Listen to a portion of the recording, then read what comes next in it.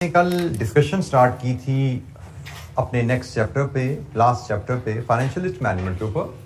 और financial risk management के chapter में हमने फाइनेंशियल रिस्क क्या है, फाइनेंशियल रिस्क की टाइप्स क्या हैं, और मार्केट रिस्क, फाइनेंशियल रिस्क की टाइप्स में से मार्केट रिस्क क्या है, और मार्केट रिस्क में फिर फॉरेन एक्सचेंज रेट रिस्क, यहाँ पे हम आए थे।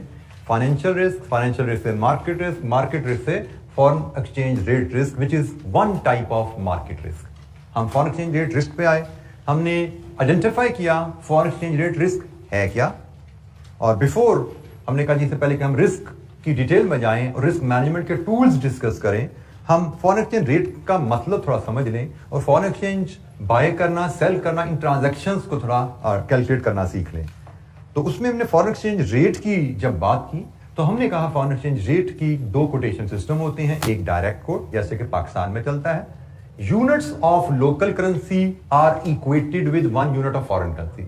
जैसे पाकिस्तान में ₹240 पर डॉलर, रुपीज से 55 पर दिरहम, रुपीज से 56 पर रियाल।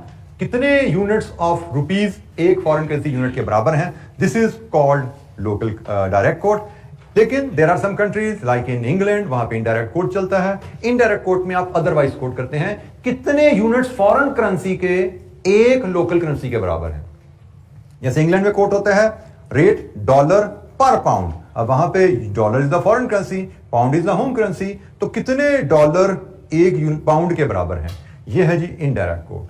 तो हमें प्रैक्टिकली दोनों कोर्ट्स का सामना करना पड़ सकता है। इसकी इंप्लीकेशन क्या आती है कि आप पाकिस्तान में हैं, हमने इसको सिंप्लीफाई फिर फर्दर किया था कि भाई डायरेक्ट कोट है या इनडायरेक्ट कोट है, हर एक्सचेंज रेट्स में दो करेंसीज इन्वॉल्व हो जाती हैं। बट फर्क क्या होता है कि आप पाकिस्तान में जब भी खरीदो फरोख्त करते हो फॉरेन करेंसी की करते हो, जो सेकंड करेंसी होता है।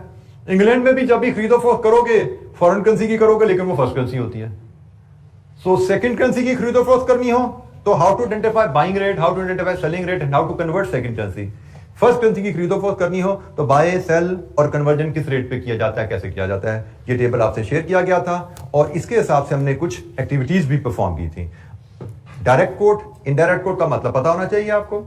फिर आपको यह भी पता होना चाहिए किसी भी इकोनॉमी में जब भी करेंसी की खरीदो फरोख्त की बात की जाती है वो फॉरेन करेंसी की खरीदो फरोख्त की बात की जाती है।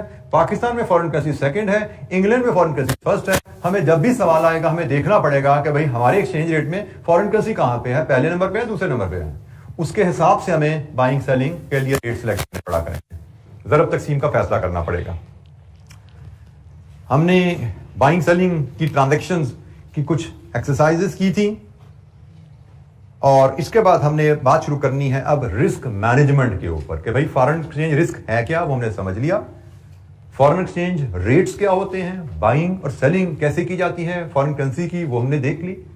अब हम रिस्क मैनेजमेंट की तरफ चल रहे हैं कि अगर हम अपने कारोबार में foreign exchange rate risk face कर रहे हैं तो उस रिस्क से बचने के क्या तरीके हैं, उस रिस्क के असरात से बचने के क्या तरीके हैं। हमने कहा था ना रिस्क क्या है कि effects of uncertainty on financial objectives. Foreign exchange rate में अनसर्टेनिटी है, मतलब उसमें रेट ऊपर जा सकता है, उसमें रेट नीचे आ सकता है। Effects of foreign exchange rate fluctuation on our financial objective से प्रॉफिटेबिलिटी, हाउ टू प्रोटेक्ट, अपने आप को कैसे बचाएं effects of uncertainty on our financial objective. जी, एनी क्वेश्चन? कल के लेक्चर से कोई सवाल? Quote, direct quote, indirect quote identification में, बाइंग सेलिंग रेट्स में, ये टेबल की एप्लीकेशन में किसी स्टूडेंट को घर पे ये एक्सरसाइज रिवाइज करते हुए कोई दिक्कत आई हो? अच्छा जी, हम एक्सचेंज रिस्क मैनेजमेंट की तरफ चल रहे हैं तो मैं तो फिर एक्सचेंज रेट रिस्क आपसे शेयर कर लूं। वैसे तो एक्सचेंज रेट रिस्क की कई फर्दर टाइप्स हैं, बट अगेन हमारे स्कोप में अगेन वो बड़ा लिमिटेड सा स्कोप है, वो डिटेल में हमने नहीं जाना। वो इंशाअल्लाह BFD में जाएंगे तो वहां पे हम मजीद डिस्कशन इसकी बहुत डिटेल में हमने करनी है। फिलहाल हमारे लिए बड़ा लिमिटेड सा स्कोप है, तो इसमें एक छोटी सी ट्रांजैक्शन के रेफरेंस से मैं फिर आपको फॉरेन एक्सचेंज रेट रिस्क समझाता हूं और फिर हम पहले टूल पे बात करेंगे फॉरवर्ड रेट एग्रीमेंट की मदद से उस रिस्क को हम कैसे कवर करते हैं, कैसे उसे अपने आप को बचाते हैं। Let's assume you are into import business. आपने आज ऑर्डर प्लेस किया एक अमेरिकन सप्लायर को $1 मिलियन का। आपने जब ऑर्डर प्लेस किया उस वक्त डॉलर मार्केट में चल रहा है 240 का। आपने अपनी एक्सपेक्टेड कॉस्ट कैलकुलेट की कि $1 मिलियन की जो मैं परचेज कर रहा हूं, it will cost me 240 million rupees. आपने इस एस्टिमेटेड कॉस्ट के लिहाज से ऑर्डर प्लेस कर दिया, लेकिन ऑर्डर आपका है 3 मंथ्स क्रेडिट पे, कि मतलब आपने खरीदा आज है, प्लेस आज की ऑर्डर, पेमेंट 3 महीने बाद करनी है $1 मिलियन की। रिस्क क्या हुआ आपके सामने कि भाई मैंने जब ऑर्डर प्लेस किया $1 मिलियन का, तब तो मेरी एस्टिमेटेड कॉस्ट 240 आ रही है, लेकिन 3 महीने बाद जब मैं पेमेंट सेटल करने जाऊंगा तब डॉलर का रेट क्या होगा? Question mark. अनसर्टेनिटी है ना, ऊपर भी हो सकता है, नीचे भी आ सकता है। हमने यही बात की थी, अनसर्टेनिटी का इफेक्ट पॉजिटिव भी हो सकता है, नेगेटिव भी हो सकता है, बट रिस्क का मतलब इफेक्ट आएगा। और हम क्लियर नहीं है अपने फाइनेंशियल रिजल्ट्स के बारे में। हमारे प्रॉफिट्स बढ़ भी सकते हैं, गिर भी सकते हैं। प्रॉफिट्स क्या होंगे हमें नहीं पता, हमारी कॉस्ट क्या होगी हमें नहीं पता। आज तो हमारा अंदाजा है, आज के हिसाब से तो 248 बनती है, लेकिन 3 महीने बाद जब पेमेंट करेंगे वो हमें कॉस्ट क्या पड़ेगी हमें नहीं पता। अब इस जो क्वेश्चन मार्क है, इसको हल करने की बात है। इस क्वेश्चन मार्क को कैसे रिमूव किया जाए? There are different tools. सबसे पहला टूल है फॉरवर्ड रेट एग्रीमेंट, कि हम जो कह रहे हैं 3 महीने बाद हमने पेमेंट करनी है, how much that payment will cost us, $1 million 3 महीने बाद कितना हमें कॉस्ट करेगा। एक तरीका है फॉरवर्ड रेट एग्रीमेंट कर लो। तो फॉरवर्ड रेट एग्रीमेंट को समझने के लिए यू नीड टू अंडरस्टैंड कि there are 2 rates, foreign exchange rates which prevail in the market. एक होता है स्पॉट रेट और एक होता है फॉरवर्ड रेट। स्पॉट रेट होता है कि आपने अगर आज कोई ट्रांजैक्शन सेटल करनी है, आपने आज कोई डॉलर खरीदना है, आपने आज कोई डॉलर बेचना है, तो स्पॉट रेट पर सौदा होगा। फॉरवर्ड रेट होता है आज सौदा कर लो, खरीदो फरोख्त फ्यूचर में करना, forward rate. For example bank में कोट यू, भाई डॉलर का स्पॉट रेट तो 240 है, आज खरीदोगे तो 240 में मैं दे दूंगा आपको, लेकिन आपको तो 3 महीने बाद खरीदना है, तो बैंक में ऑफर यू 3 मंथ फॉरवर्ड 250। आज ही आपको बैंक ऑफर कर देगा 3 मंथ फॉरवर्ड 250 ले लो मुझसे। तो अगर तो आप वेट करना चाहते हो, चांस लेना चाहते हो और you want to remain exposed to risk, तो फिर नया एग्रीमेंट करो बैंक से, इंतजार करो, लेकिन रातों की नींदें उड़ी रहेंगी आपकी कि भी डॉलर पता नहीं कहां जाएगा, उसके इफेक्ट मेरे प्रॉफिट में पता नहीं क्या आएंगे। दूसरा हल क्या है? आज ही बैंक ने जो रेट ऑफर किया ना 3 मंथ फॉरवर्ड, उस पर एग्रीमेंट साइन कर लो। अब जब आपने आज एग्रीमेंट साइन कर लिया 250 पे, अब रेट 270 पे जाए, 80 पे जाए या 180 पे आ जाए, आपकी सेहत पे असर नहीं है, ना पॉजिटिव असर आएगा ना नेगेटिव असर आएगा, क्योंकि हमने क्या कहा था, effect of uncertainty could be positive और नेगेटिव, और रिस्क मैनेजमेंट हम सीख रहे हैं। इनका मकसद क्या है कि इफेक्ट पॉजिटिव है या नेगेटिव है, आप उसके असरात से आजाद हो जाएं। तो जब तक आपने बैंक से 3 महीने बाद $1 नहीं खरीदे या खरीदने का एग्रीमेंट नहीं किया, आपके ऊपर उन असरात, you are expose to those effects. Exchange rate बदलेगा, उसके असरात आपकी कंपनी पे आएंगे।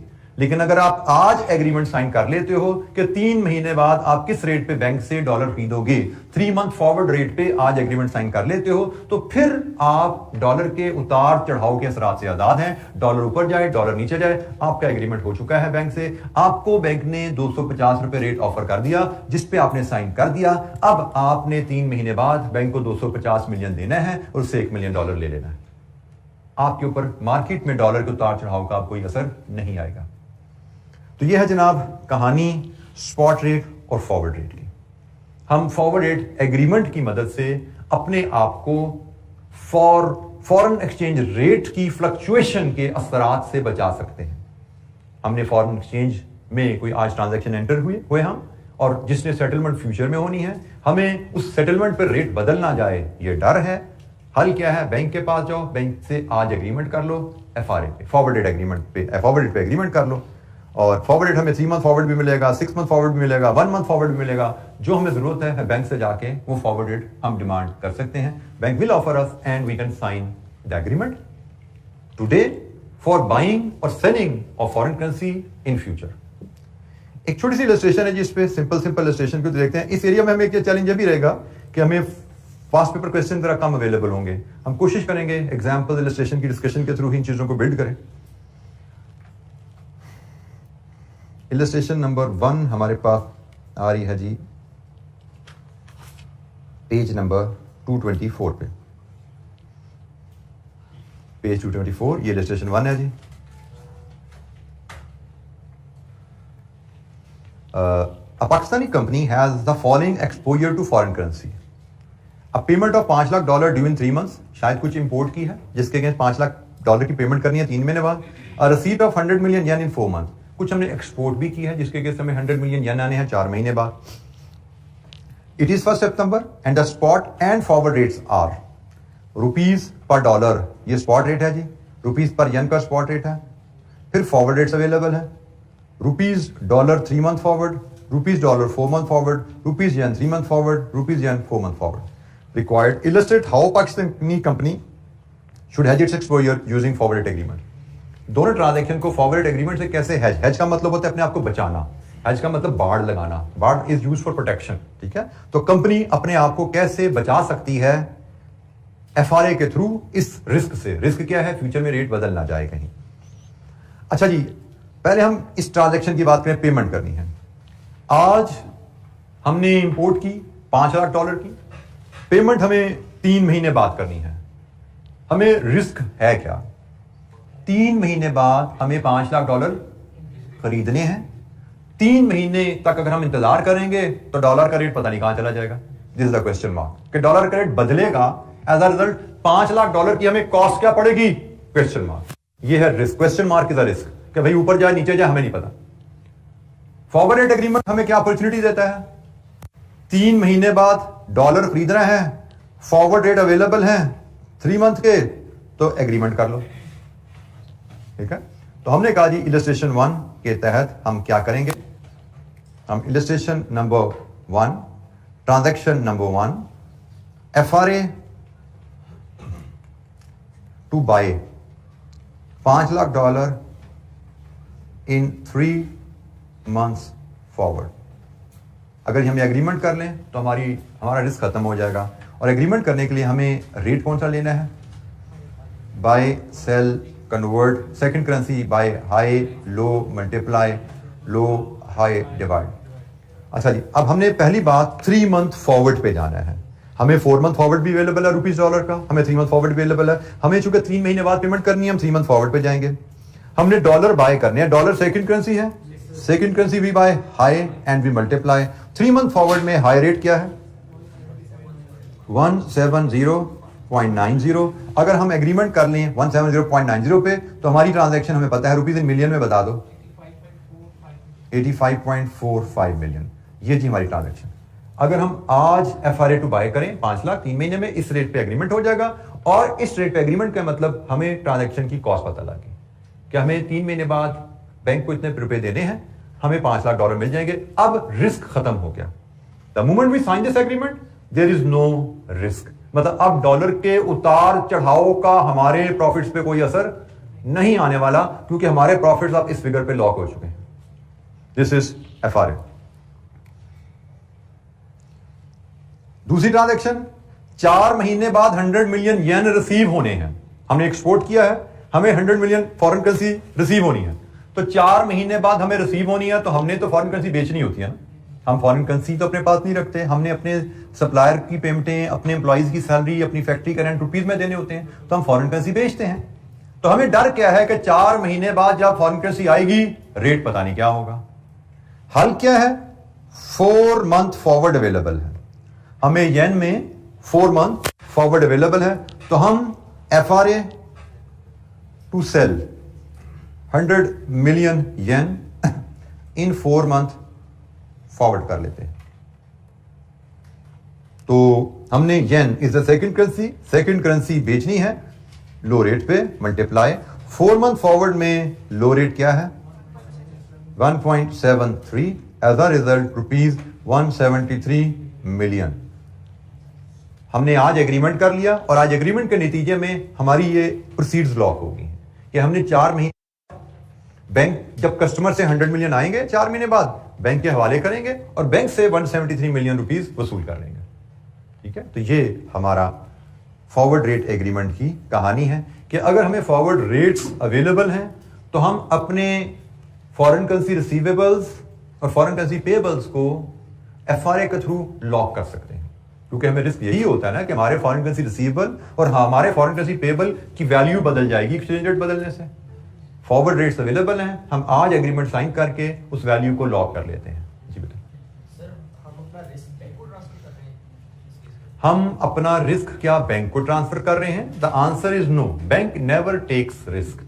बैंक कभी रिस्क नहीं लेता, ये याद रखना। बिजनेसमैन रिस्क लेता है, बैंक्स रिस्क नहीं लेते। बैंक्स एक तरफ आपसे एग्रीमेंट कर रहे हैं कि वो आपको $5 लाख देंगे, तो वो दूसरी तरफ किसी से $5 लाख खरीदने का एग्रीमेंट भी कर रहे होते हैं। अगर आप forward rate agreement forward rates पे जाओ ना, तो फॉरवर्ड रेट्स आपको 3 मंथ में 2 नजर आ रहे हैं। बैंक आपसे इस रेट पे एग्रीमेंट कर रहे हैं, तो किसी दूसरी पार्टी से इस रेट पे एग्रीमेंट कर रहे हैं। बैंक अपना सिर्फ ये जो डिफरेंस है ये कमा रहा है। बैंक स्पॉट में भी डिफरेंस कमाता है, बैंक फॉरवर्ड में भी डिफरेंस कमाता है। बैंक रिस्क नहीं लेता, ठीक है। वो कोई और पार्टी ढूंढता है जिसने $5 लाख बेचने हैं, तो उससे वो $5 लाख खरीदने का एग्रीमेंट कर लेगा और आपको सेम टाइम पे $5 लाख बेचने का एग्रीमेंट कर लेगा। बैंक का कोई रिस्क नहीं है। उसने $5 लाख इधर से लेने हैं, आपको दे देने हैं। आपसे ये पैसे लेगा, इतने पैसे आगे ट्रांसफर कर देगा, जो डिफरेंस कमा लेगा अपना। बैंक हमेशा अपना जो मुनाफा है बाइंग और सेलिंग रेट का, वो मुनाफा कमाता है। बैंक कभी रिस्क नहीं लेता। जी बेटा, फॉरवर्ड रेट्स कैसे निकाले जाते हैं, मैं यहां पे फिर बात कर दूं। फॉरवर्ड रेट कैसे आए, इसमें बैंक का रिस्क तो नहीं है। बैंक ने तो किसी से 170 या 45 पे खरीदने का एग्रीमेंट किया, बैंक ने आपको 170 या 90 पे बेचने का एग्रीमेंट किया, ठीक है। बैंक का रिस्क इसमें नहीं है। अब कोई रेट गलत है, सही है, एग्रीमेंट हो गया ना, ऑनर होगा, ठीक है। अब ये एक अलग सवाल है कि ये रेट डिटर्मिन कैसे किए जाते हैं, ठीक है। वो देयर आर मेनी फैक्टर्स जिन पे फॉरेन एक्सचेंज रेट्स की मूवमेंट डिपेंड करती है।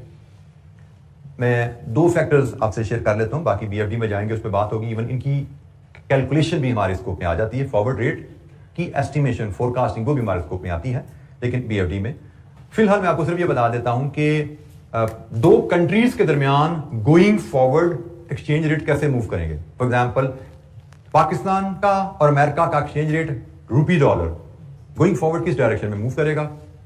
Factor number 1, expected growth of their respective economies.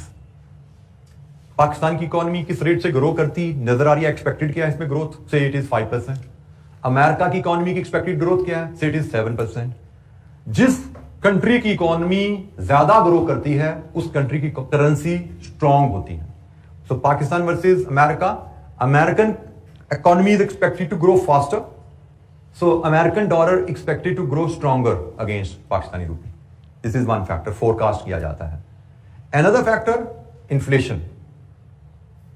Inflation की डेफिनेशन आपको याद होनी चाहिए, it is rise in prices और alternatively it is fall in value of money.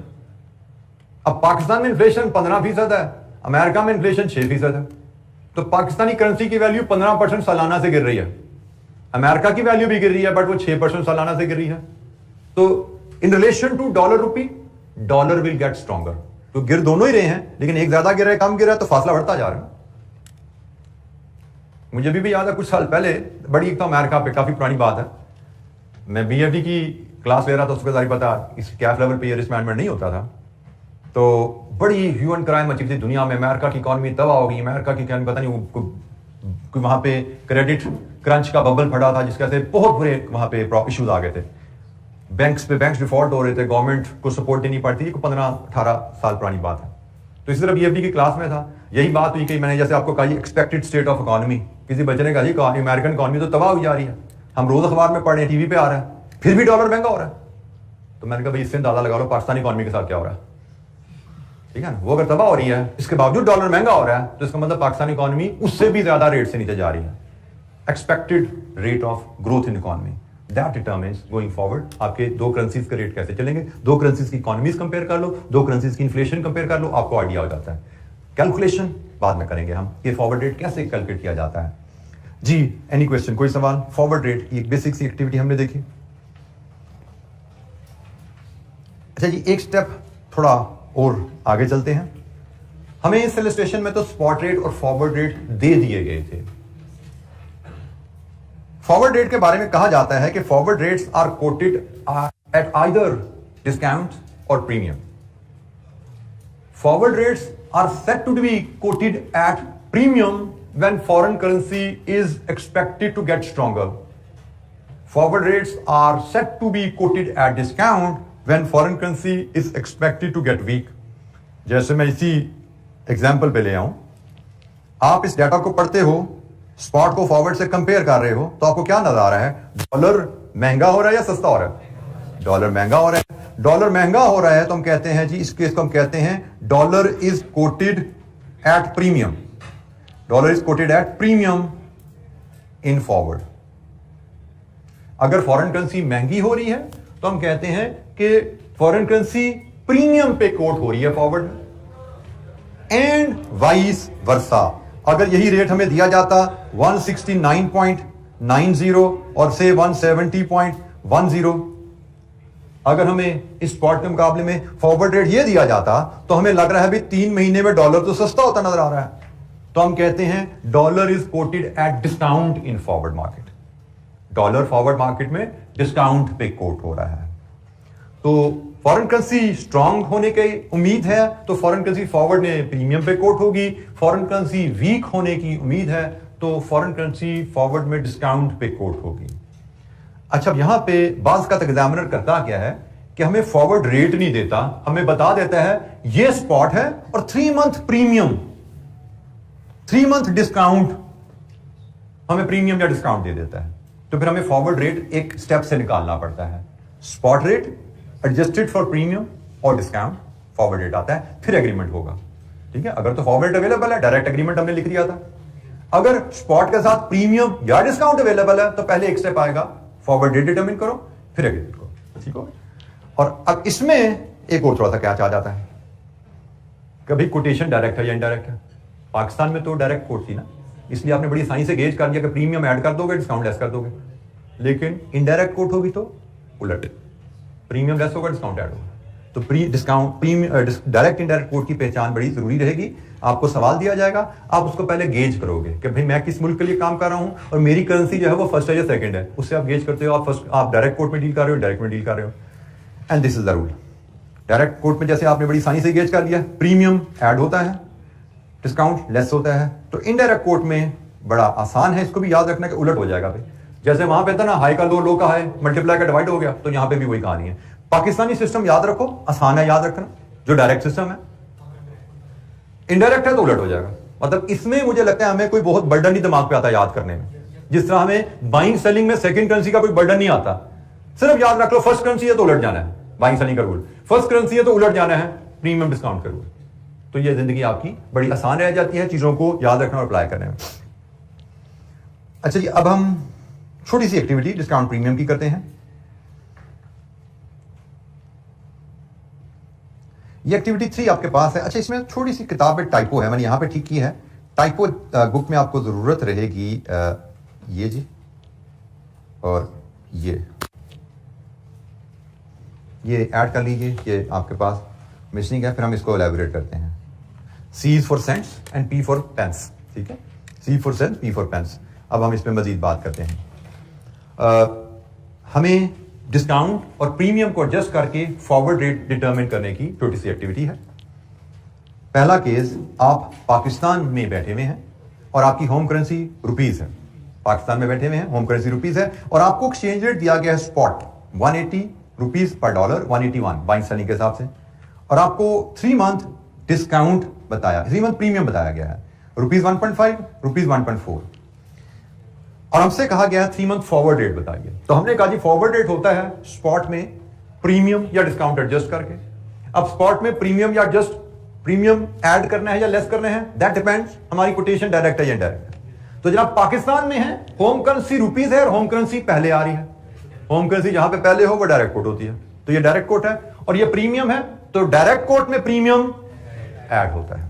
तो हमारा जो फॉरवर्ड रेट बनेगा 180 में, ये हम रुपीज पर डॉलर 180 में 1.5 ऐड करेंगे, 180 1.5, और 181 में 1.4 ऐड करेंगे, 182.4। ठीक हो गया जी, लीजिए जी, ये फॉरवर्ड हो गया। रिस्पेक्टिव प्रीमियम हमने ऐड कर दिया। ये स्पॉट था, प्रीमियम अवेलेबल था, हमने स्पॉट में प्रीमियम ऐड किया क्योंकि डायरेक्ट कोट था, और प्रीमियम ऐड करते हुए हमने रिस्पेक्टिव प्रीमियम ऐड किया।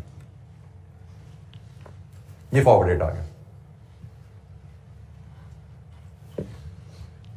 सेकेंड एग्जांपल, आप यूएई में बैठे हुए हैं, आपकी होम करेंसी दिरहम है, आपको एक्सचेंज रेट दिया गया है दिरहम पर डॉलर। ये भी डायरेक्ट कोट है, ठीक है, डायरेक्ट कोट है, और आपको डिस्काउंट दिया गया है दिरहम्स में, दिरहम में डिस्काउंट दिया गया है, डायरेक्ट कोट में डिस्काउंट लेस किया जाता है, ठीक है जी। तो आपका जो फॉरवर्ड रेट बनेगा दिरहम पर डॉलर 3.6-3.75, ये जी 3 मंथ फॉरवर्ड आ गया आपका। तो स्पॉट अवेलेबल है, डिस्काउंट हमें दिया गया है, डायरेक्ट कोट में डिस्काउंट लेस किया जाता है, रिस्पेक्टिव डिस्काउंट हमने लेस किया हर अमाउंट में से, 3 मंथ फॉरवर्ड आ गया। अब आ जाइए इंग्लैंड में। इंग्लैंड की होम करेंसी होती है जीबीपी, ग्रेट ब्रिटिश पाउंड, और इंग्लैंड में रेट कोट हो रहा है डॉलर पर पाउंड।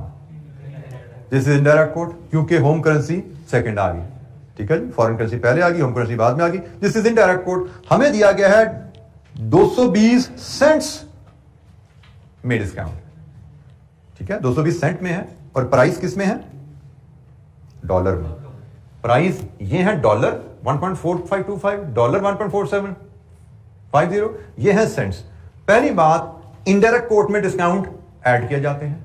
अब डॉलर में सेंट्स ऐड करने से पहले इसको डॉलर में कन्वर्ट करना पड़ेगा, ठीक है जी। तो डॉलर, इसको सेंट्स को डॉलर में कन्वर्ट करने का तरीका डिवाइड विद 100, डिवाइड विद 100 कर दें तो क्या बन गया? ये कुछ ज्यादा ही बन गया भाई, 220। मेरा ख्याल है शायद हमारी कुछ टाइपो, इसको मजीद नॉर्मलाइज कर लें, 220 की जगह इसको 22 और 19 कर लें, 170 की जगह इसको 17 एंड 18 कर लें। ये करेक्शन थोड़ी सी कर लें, ये तो $2 बन गए, तो हम इसको ये थोड़ा सा टाइपो इसको ठीक कर लेते हैं। तो जनाब अब आप देखिए, तो हमने कहा जी मैं इसको जरा वर्किंग यहाँ बनाऊँ, 1.4525 में हमें डिस्काउंट है ऐड करना है 22/100, तो जनाब क्या रेट बना? 1.22 बन गया ना, 0.6725। इसी तरह दूसरी साइड पे 1.4750, इसमें इसका रिस्पेक्टिव ऐड करें 19/100, 6650। ये हाई लो इसका उलट गया। एग्जाम्पल चूंकि मैंने बनाई थी, मैं इसको सॉल्व करके नहीं देखा था, इसलिए अब थोड़ी सी इसमें गड़बड़ हो रही है।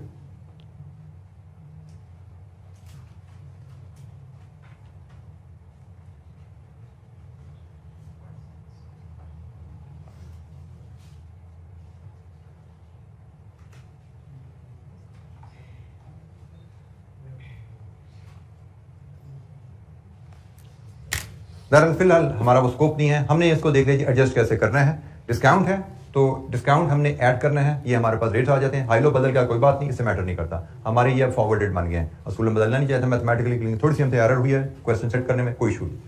प्रिंसिपल हमने चेक कर लिया कि इनडायरेक्ट कोट में डिस्काउंट ऐड होगा, और ये भी इनडायरेक्ट कोट की कहानी है। ये क्या कहानी है जी? इसमें फ्रांस आपका कंट्री है, यूरो आपकी करेंसी है, और जीबीपी पर euro indirect coat, home currency second में आ रही है, इनडायरेक्ट कोट है, और ये प्रीमियम अवेलेबल है।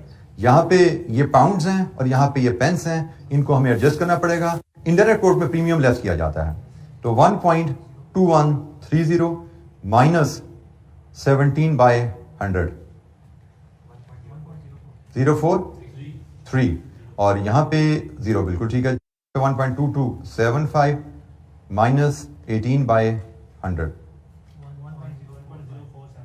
75। लीजिए जी, ये हम कैसे स्पॉट रेट में डिस्काउंट या प्रीमियम को एडजस्ट करके फॉरवर्ड रेट पे जाते हैं। जी एनी क्वेश्चन, कोई सवाल? हमें एग्जाम में ये भी एक्टिविटी दी जा सकती है।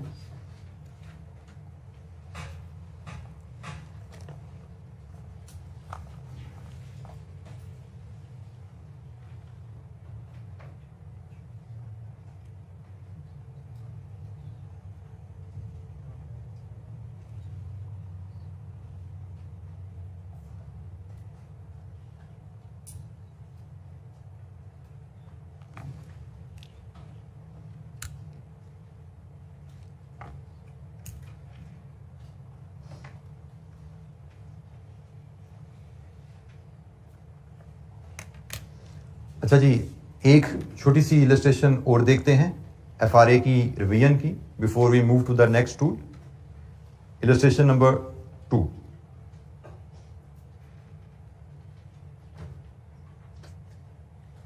इलस्ट्रेशन नंबर 2 पेज 225 पे हमारे पास ये जी।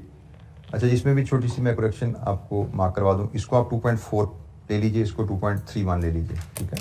2.4 एंड 2.31 सेंट्स प्रीमियम में है, ठीक है जी। Uh company expects to receive $75,000 in 6 months from a US customer and it wishes to hedge the exposure to currency risk by arranging forward agreement. The following rates are available. Spot rate dollar pound, UK company की बात हो रही है, dollar पर pound spot rates क्या है, और 6 month forward में प्रीमियम क्या है required. Calculate expected proceeds that UK company can secure with the help of FRA. अगर कंपनी एफआरए करे तो उसकी एक्सपेक्टेड प्रोसीड्स क्या रहेगी। अच्छा जी, यूके कंपनी को 6 महीने बाद $75,000 रिसीव होने हैं। इसका मतलब यूके कंपनी को फॉरवर्ड एग्रीमेंट करना है टू सेल $75,000, ऐसा ही है। तो हमने कहा जी हमें करना पड़ेगा illustration number 2, FRA to sell $75,000 in 6 months forward. अब 6 मंथ फॉरवर्ड का रेट क्या होगा। हमने डॉलर फर्स्ट करेंसी बेचनी है, टेबल सामने है जी आपके। फर्स्ट करेंसी बेचनी है, लो रेट डिवाइड। तो जनाब 75,000 को डिवाइड करना है। पहली बात, लो रेट पे जाते हैं तो स्पॉट का लो रेट हमें अवेलेबल है 1.7530, बट ये स्पॉट का है। हमें तो सॉरी फर्स्ट करेंसी सेल करनी है, बिल्कुल ठीक है जी, high rate. First currency sell करनी है हाई रेट, ठीक है जी। मैंने कहा था गलती हो जाती है हमसे अगर हम इसको एक्यूरेटली फॉलो नहीं करेंगे। फर्स्ट करेंसी सेल करनी है हाई रेट 1.7540, डिवीजन है 1.7940, ये स्पॉट है। अब इसमें प्रीमियम एडजस्ट करना है। कोड डायरेक्ट है इनडायरेक्ट है, दिस इज इनडायरेक्ट कोड, ठीक है, क्योंकि हमारा रेट है ये डॉलर्स पर पाउंड, ठीक है, और हम यूके कंपनी के लिए काम कर रहे हैं। पाउंड सेकंड करेंसी है, जहां पे होम करेंसी सेकंड होती है वो इनडायरेक्ट कोट होती है, और इनडायरेक्ट कोट में प्रीमियम लेस किया जाता है, ठीक हो गया। तो जनाब इसमें से अब फॉरवर्ड रेट बनाने के लिए प्रीमियम लेस करेंगे। 1.7540 का रिस्पेक्टिव प्रीमियम है 2.31/100, इसको भी डॉलर में ले जाओगे तो जनाब क्या बनता है फॉरवर्ड रेट 1.709 लीजिए जी। ये है फॉरवर्ड रेट, ये है आपकी अमाउंट, ये है आपका साइन। तो एक्सपेक्टेड प्रोसीड्स बना लीजिए। एक्सपेक्टेड प्रोसीड्स आपकी एफआरए के थ्रू चलेंगे, आपको कितने पैसे मिलने वाले हैं $75,000 इनटू दिस एक्सचेंज रेट, कितने पाउंड मिलने वाले हैं।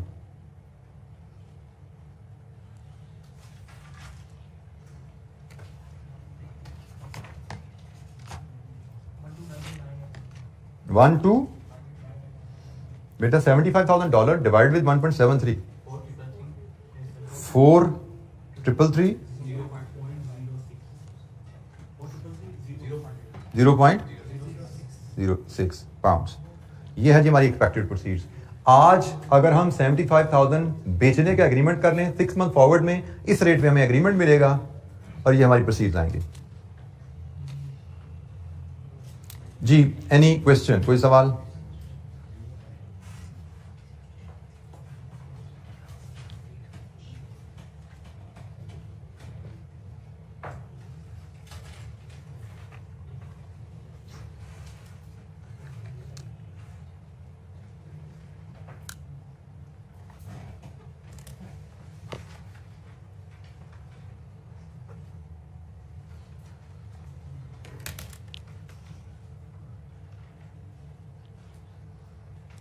जी कोई सवाल यहाँ पे।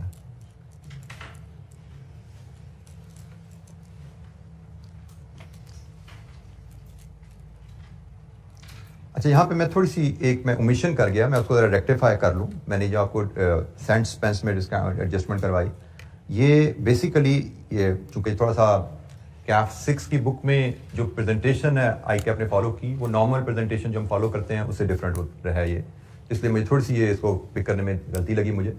नॉर्मली जो मैंने प्रेजेंटेशन आपसे शेयर की, ये भी प्रेजेंटेशन दी जाती है कि डिस्काउंट प्रीमियम सेंट्स में या प्रीमियम में दिया जाता है और हम उसको एडजस्ट कर लेते हैं। लेकिन इस केस में जहां पे कोई साइन नहीं है, let me get into this discussion again. 17530, 17540 ये डॉलर पर पाउंड है, और फिर हमें प्रीमियम के लिए 240 और 231 की फिगर लिखी हुई है। अच्छा, ये 240 और 231 जो है इनको हम पॉइंट्स रीड करते हैं, और ये पॉइंट्स आप इन चार के कंपैरिजन में पढ़े हो। ये 231 पॉइंट्स हैं, ये 7540 पॉइंट्स हैं, ये 240 पॉइंट्स हैं, ये 7530 पॉइंट्स हैं। तो अगर मैं इसको इसके साथ इक्वेट करना चाहूं तो ये फिगर 0.024 बन जाती है, ये 0.023 बन जाती है। 240 लिखा हुआ है, इसको आप इस टर्म्स में इक्वेट करो, 240 पॉइंट्स इसको कहा जाता है। 240 पॉइंट्स को आप इस टर्म से इक्वेट करो तो ये 7000 पॉइंट्स के आगे 7530 है, ये 240 है, इसको आप इक्वेट करो इसके साथ तो ये 0.024 बन जाता है, और ये 0.0231 बन जाता है। तो अकॉर्डिंगली बात वही है जो हमने कैलकुलेट की थी। ये जो कि है प्रीमियम लेस होना है, फॉरवर्ड रेट आपका ये 1.7309 है जो आपने कैलकुलेट किया था, ये कितना आता है 1.7290, ये आपका फॉरवर्ड रेट बन जाता है। तो पॉइंट जो मैं थोड़ा सा ओमिट कर गया था, ये पॉइंट्स में पढ़ा जाता है। 231 का मतलब ये आखिरी 3 डिजिट के इक्वल है, आखिरी 3 डिजिट के साथ इक्वेट हो रहा है, और आपने इसके साथ 0.0 लगा के 4 डिजिट कंप्लीट करने हैं। तो this is the premium figure in pounds, in dollar, sorry, यह फिगर डॉलर में बन गई। पॉइंट से हमने डॉलर में कन्वर्ट किया इस फिगर को। जी बेटा, आंसर वही आ रहा है, लेकिन मैंने आपसे कहा कि आपको एग्जाम में ये ऐसे पॉइंट्स मिलेंगे। मैंने तो कहा ना शायद टाइपो है, 2.41 कर लो इसको या 2.31 कर लो, ऐसा नहीं था। आपको एग्जाम में 231 प्रीमियम मिलेगा, 240 प्रीमियम मिलेगा, आपको एग्जाम में 2.31 सेंट्स भी प्रीमियम मिल सकता है।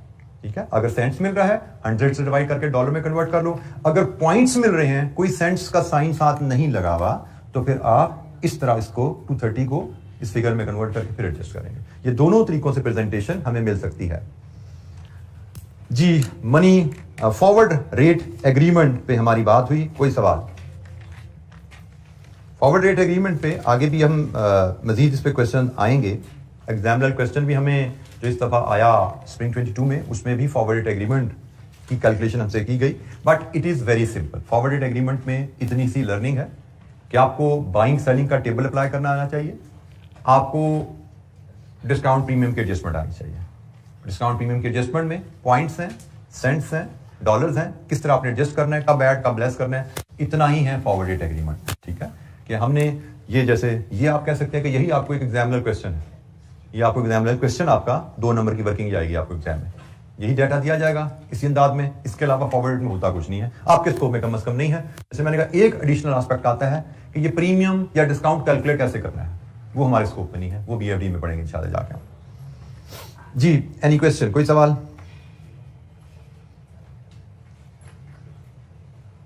अच्छा जी, इसका जो नेक्स्ट टूल है उससे हम थोड़ा सा इंट्रोडक्शन ले लेते हैं। कैलकुलेशन इसकी इंशाल्लाह हम कल देखेंगे। मनी मार्केट है, ये भी हमारे एग्जाम में इस दफा आया था, एक FRA और एक मनी मार्केट, दोनों टूल्स की कैलकुलेशन हमारे एग्जाम में आई थी। मनी मार्केट हेज या टूल, प्रोटेक्शन का टूल कैसे काम करता है, उससे पहले हमें मनी मार्केट का मतलब समझने की जरूरत है। There are 2 types of market, you should be familiar with those by now. एक कैपिटल मार्केट, एक मनी मार्केट। कैपिटल मार्केट से मुराद होती है stock exchange. It is a market where you can invest और raise finance for the long term. Capital market में आप debenture issue करते हो, कैपिटल मार्केट में आप शेयर्स इशू करते हो लॉन्ग टर्म फाइनेंस रेज करने के लिए। कैपिटल मार्केट में एज एन ऑर्डिनरी इन्वेस्टर आप शेयर्स भी बाय करते हो, आप डिबेंचर भी बाय करते हो। तो आप ऑर्डिनरी इन्वेस्टर वहां पे लॉन्ग टर्म पैसा इन्वेस्ट भी कर रहा है और कंपनी वहां से लॉन्ग टर्म फाइनेंस रेज भी कर रही है। So capital market. Money market, banks. Money market से हमारा बैंक्स है, वेयर यू कैन इन्वेस्ट और borrow for the short term. Short term पैसा चाहिए, बैंक से उधार ले लो। शॉर्ट टर्म इन्वेस्टमेंट करनी है, बैंक में डिपॉजिट रखवा दो। सो मनी मार्केट और कैपिटल मार्केट क्या है? अब हम पढ़ने जा रहे हैं money market hedge. Money market hedge से क्या मुराद है? It is created using a short-term deposit and a short-term loan. Foreign currency risk है, उसको किस तरह हम एक शॉर्ट टर्म डिपॉजिट और एक शॉर्ट टर्म लोन, दो मनी मार्केट ट्रांजैक्शन के थ्रू हम कैसे हेज करते हैं। एफआरए में हमने एक एग्रीमेंट के थ्रू रिस्क कवर किया, मनी मार्केट में हम 2 ट्रांजैक्शंस के थ्रू ये रिस्क कवर कर सकते हैं। ऑप्शंस हैं, एफआरए करना है वो कर लेना, मनी मार्केट करना है वो कर लेना। बाज़ का आपको एफआरए अवेलेबल ही नहीं होता, मनी मार्केट करना पड़ता है। बाज़ का मनी मार्केट अवेलेबल नहीं होता, एफआरए करना पड़ता है। बाज़ का दोनों अवेलेबल होते हैं, आप देखते हो अच्छा क्या है, मेरे लिए बेहतर क्या है, उस एग्रीमेंट करोगे। तो हम मनी मार्केट को हम नेक्स्ट डिस्कस करेंगे कि एक शॉर्ट टर्म लोन और एक शॉर्ट टर्म डिपॉजिट, इन 2 मनी मार्केट ट्रांजैक्शंस की मदद से हम फॉरेन करेंसी रिस्क को कैसे हेज कर सकते हैं। हम 1 बाय 1 डिस्कस करेंगे। फॉरेन करेंसी पेमेंट की हेजिंग का तरीका, डिपॉजिट और लोन से क्या है, फॉरेन करेंसी रिसीट की हेजिंग का तरीका, डिपॉजिट और लोन की मदद से क्या है। कल हम मनी मार्केट हेज की डिस्कशन करेंगे, उसकी जब इलस्ट्रेशन कर रहे होंगे ना, तो पहली इलस्ट्रेशन के बाद अगली इलस्ट्रेशन में 7 एफआरए की रिवीजन भी हमारी आएगी। ठीक है, मनी मार्केट और एफआरए दोनों यहां पे आएंगे। तो हमारी कोशिश होगी कल हम ये मनी मार्केट भी कंप्लीट करें और इसके साथ एफआरए की भी रिवीजन को हम यहाँ पे टच कर सकें इंशाअल्लाह। तो आज के लिए हम बात यहीं पे कंप्लीट करते हैं, कल इंशाअल्लाह डिस्कशन को आगे लेके चलेंगे। थैंक यू, अस्सलाम वालेकुम।